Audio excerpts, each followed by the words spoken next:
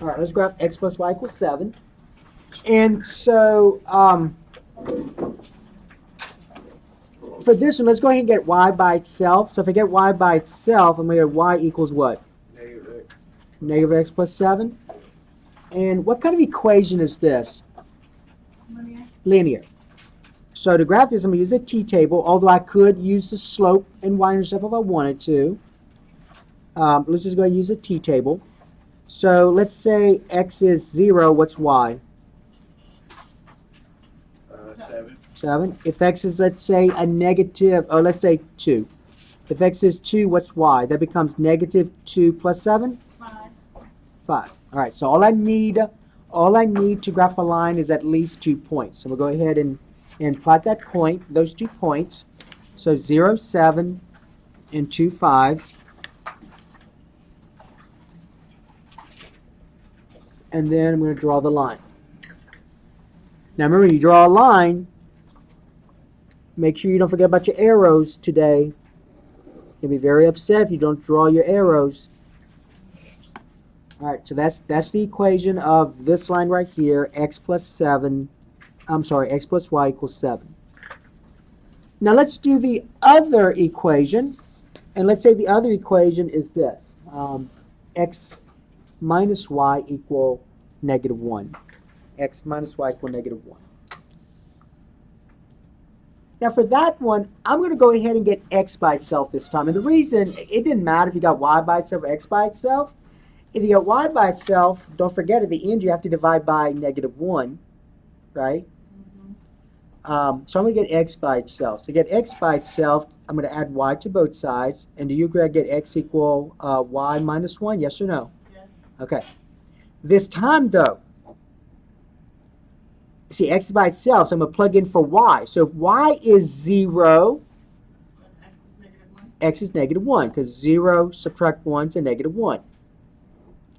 If y is, let's say, 8, then it becomes y 8 minus 1, which is 7. So x is 7. All right, plot those 2 points, negative 1, 0, and 7, 8. Negative 1, 0, and 7, 8. And 7, 8. And then draw that line. I get this. All right, now make sure you, I forgot to tell you, but make sure you draw in the same plane. All right, so that's the line.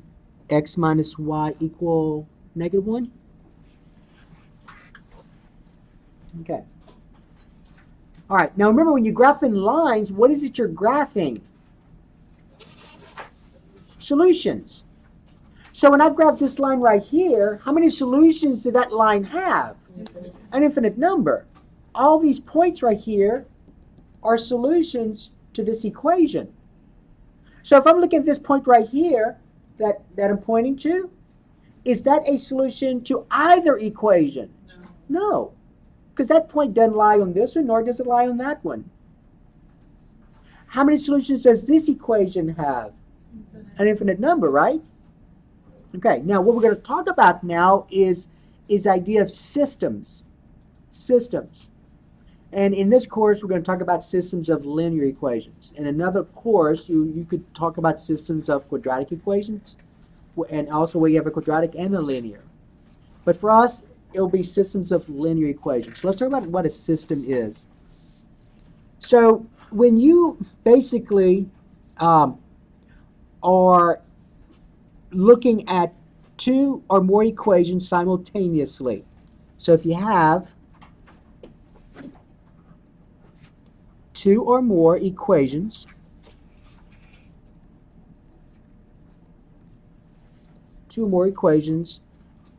and you're looking at them simultaneously.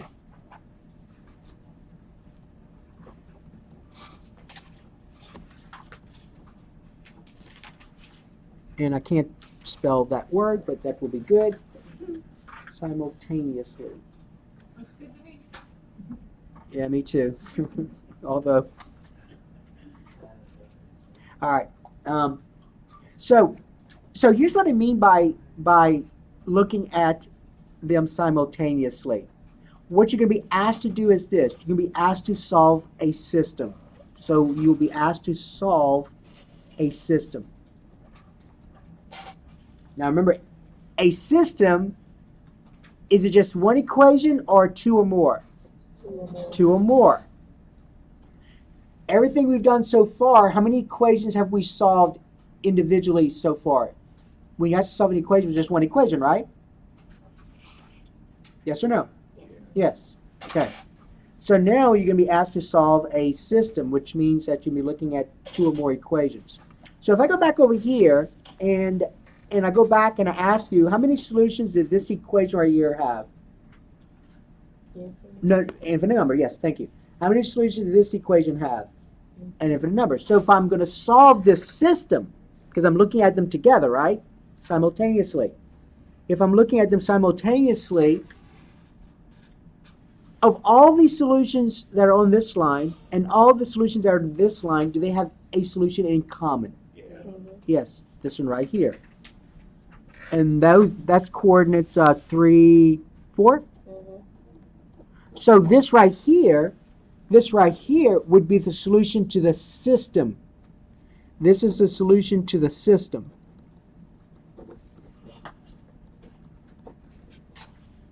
So each line had how many solutions? An infinite number.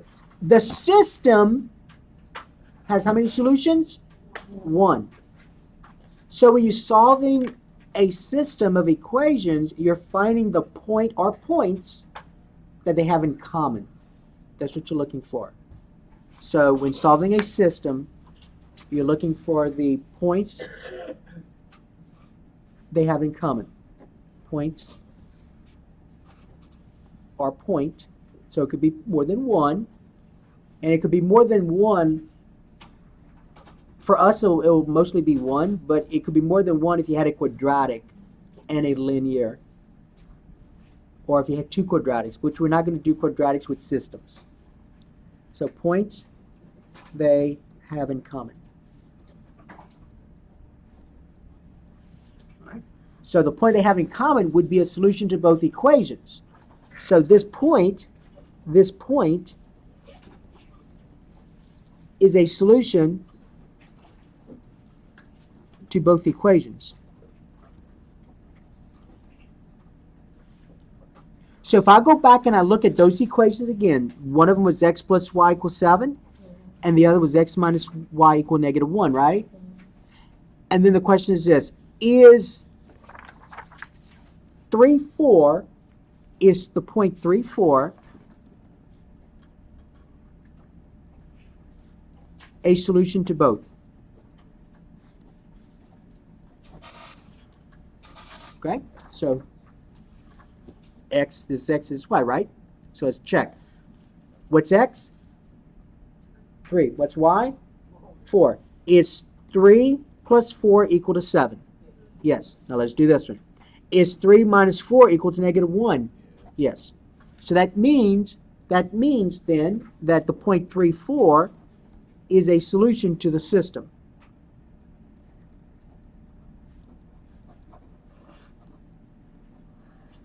Okay. Now you're not going to graph because the only reason why this one went well was because the solution they had in common lied on a grid mark. But they could have been here. It could have been inside this one. It could have been inside this one, and so on. But that's the only reason why this one worked out, and you could actually see it, was because it lied on a grid line. So where two grids intersect, it's not always going to be that way. All right, so let's talk about how to solve a system now. All right, the way it's going to look is going to be this. Now listen carefully. We're going to do one. Actually, we'll have time to do two. So let's look at this one. So there are 3 ways to solve a system. 3 ways to solve a system.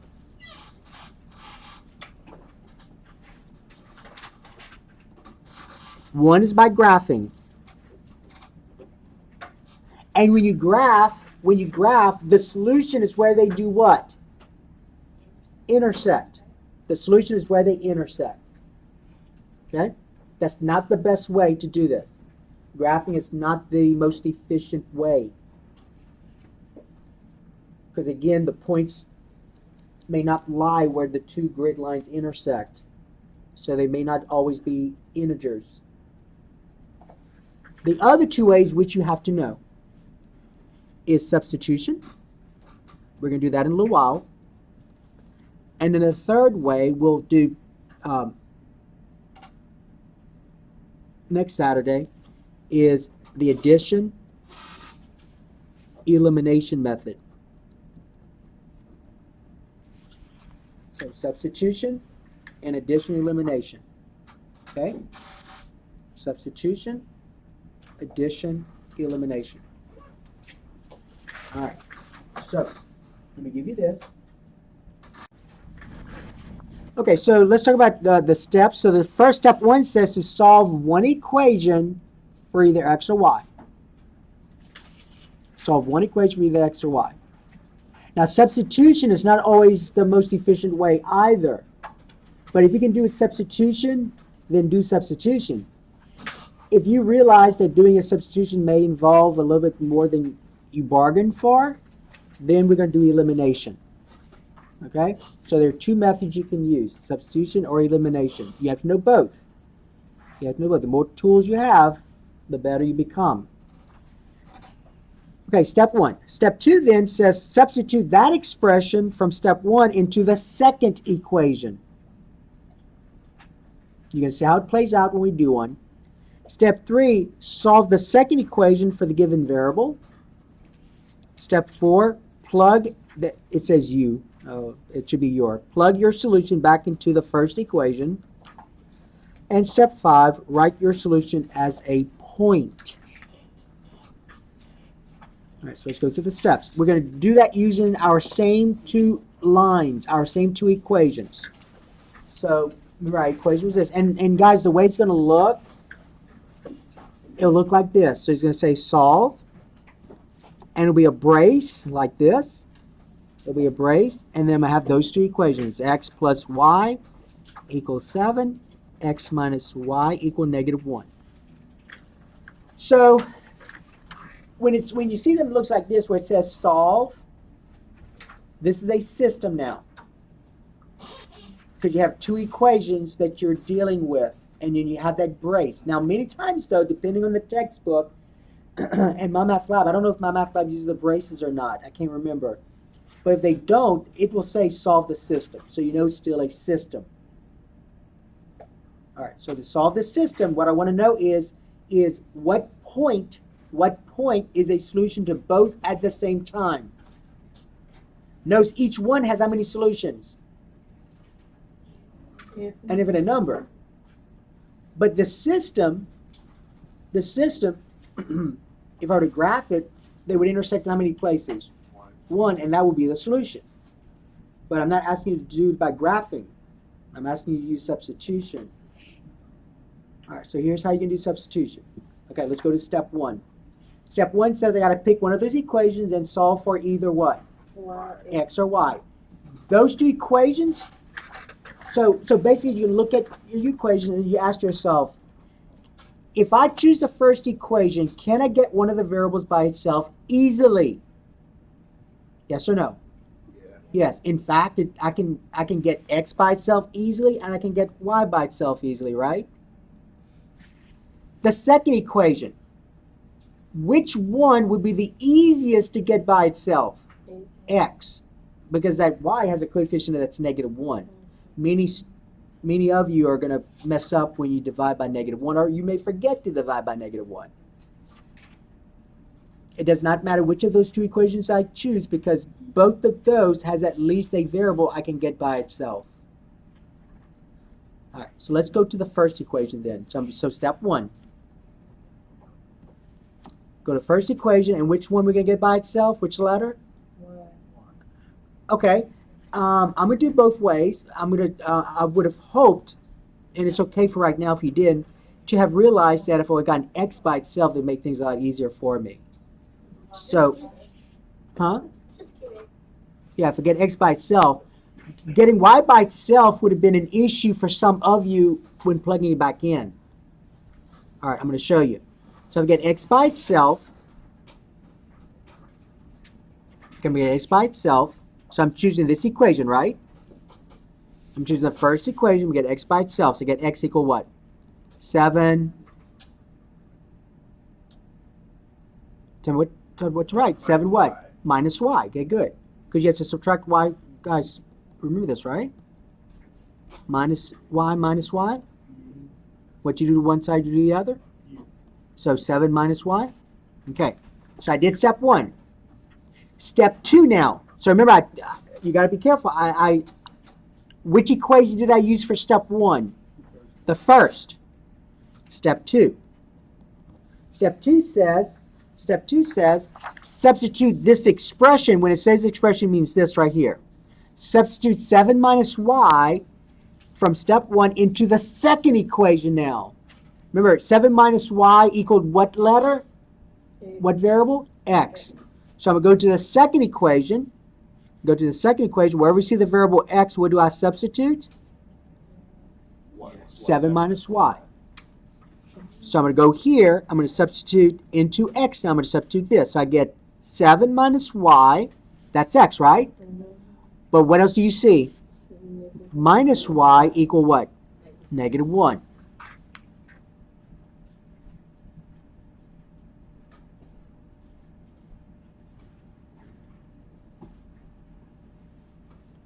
Combine like terms. 7 what?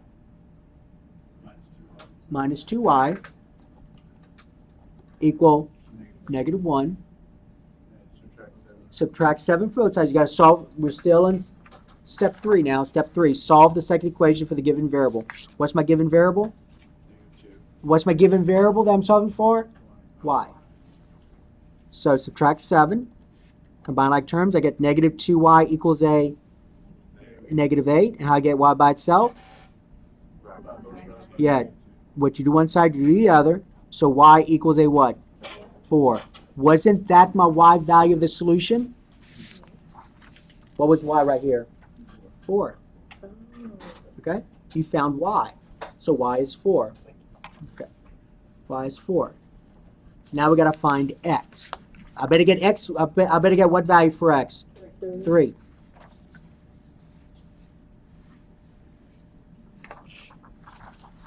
That's step 4. So what did I find for y? 4. I got to find x now. Okay, so it says plug your solution back into the first equation. Remember the first equation right here? So that was step 1? Okay. Well, you already solved for x, right? You know what y is. What's y? 4. So now step 4, you're going to say x equals 7 minus y. What's y? 4. So what's x? 3. And then the last step says to write your solution as a point. So remember, an x coordinate, a y coordinate. What's the x coordinate? 3. What's the y coordinate? 4. So there's your solution. Okay? That's your solution. All right. I'm going to come back. I'm going to do another problem. I'll come back and show you what would have happened if you had taken the first equation and solved for y instead. We'll come back and do that. But let me just do the second one. Let's look at this one. Let's solve this system.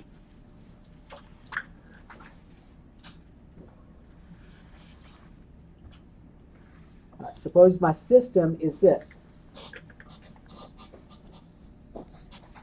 2x plus y equal 5.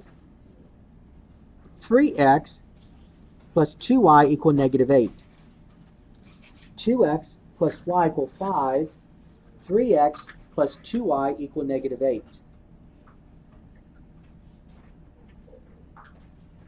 All right. When you see it like this, that means you're solving a what? System. So what you're interested in is finding the point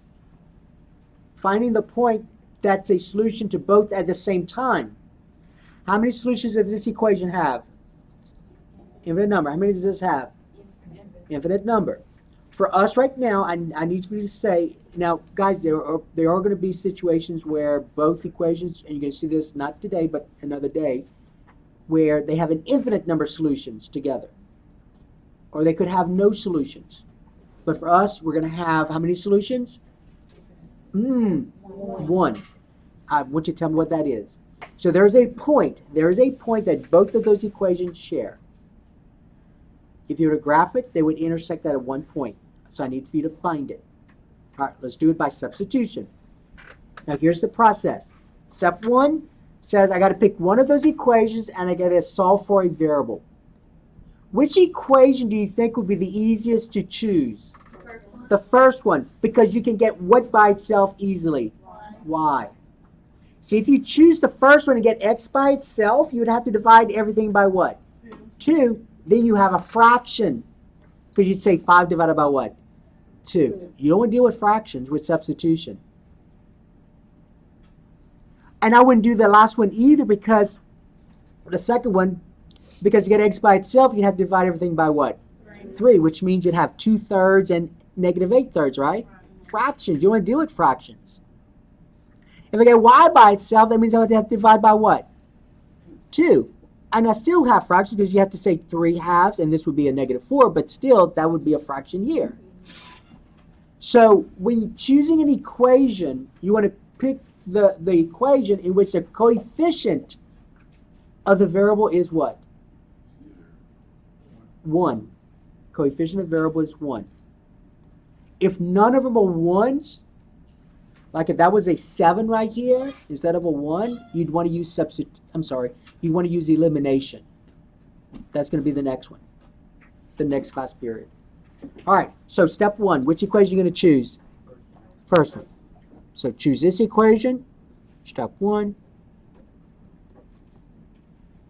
2x plus y equals 5, and get what letter by itself? What variable? Y. So I get y equals what? 5 minus 2x, or you could say -2x plus 5, doesn't matter.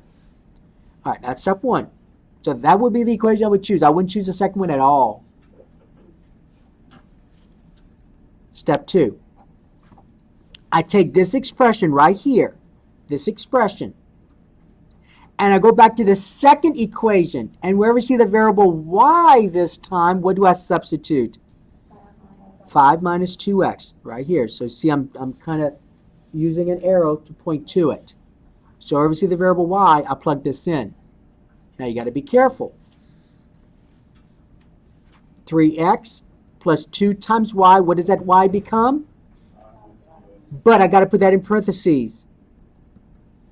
Because all of this is being multiplied by what? 2. And that's going to equal what? -8. So that's what I have. Now you solve for x. So how do you solve for x? What's the first thing you're going to do? Distribute the 2.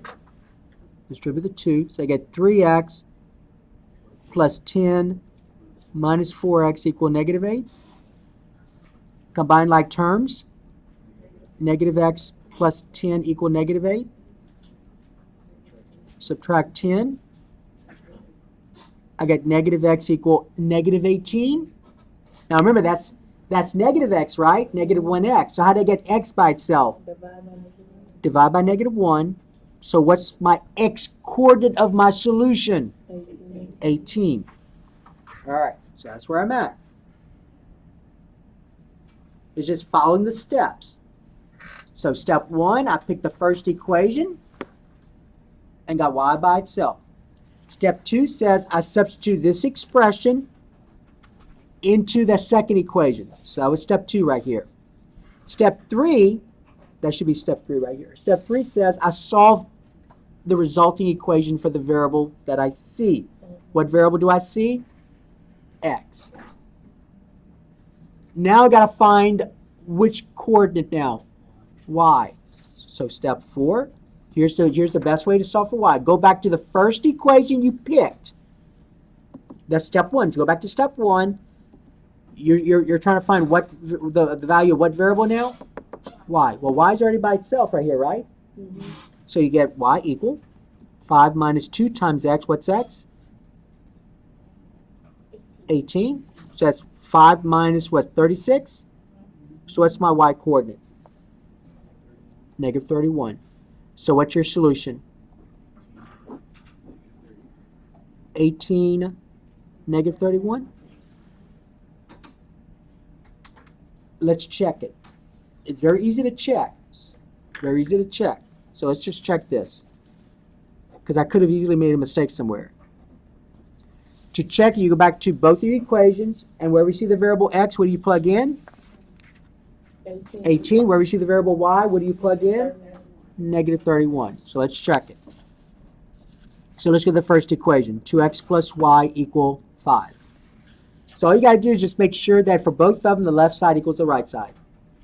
So I get 2 times x, what's x? Plus y, what's y? And we see that's equal to what? 5. Well, that's 36 plus the negative 31, which is what? 5. Let's go to the second equation. Second equation was this. 3x plus 2y equal negative 18. So that's 3 times x. What's x? 18. Plus 2 times y. What's y? And I want to see if that's going to equal negative 18. So that's 36. Oh, negative 8, right? Negative 8. Negative 8. Y'all agree with negative 8, right? Right here? Negative 8. So 36. What's 2 times a negative 31? Negative 62? Oh, I said 36. What's 3 times 18? 2 times 18 is 36. What's 3 times 18? Use your calculator. 54. 54? 54. And is 54 plus a negative 62 equal to a negative 8? Yeah. Yes. So that means then, that positive 18, negative 31 is the solution. So I found it. It's a lot of steps, but that's how you solve a system. And you get better at it with practice. Now next time we're going to, and we'll do a few more with substitution. And the next time we're going to look at solving it by elimination, which most students prefer, regardless of what type of system you have. But you got to know how to do both ways.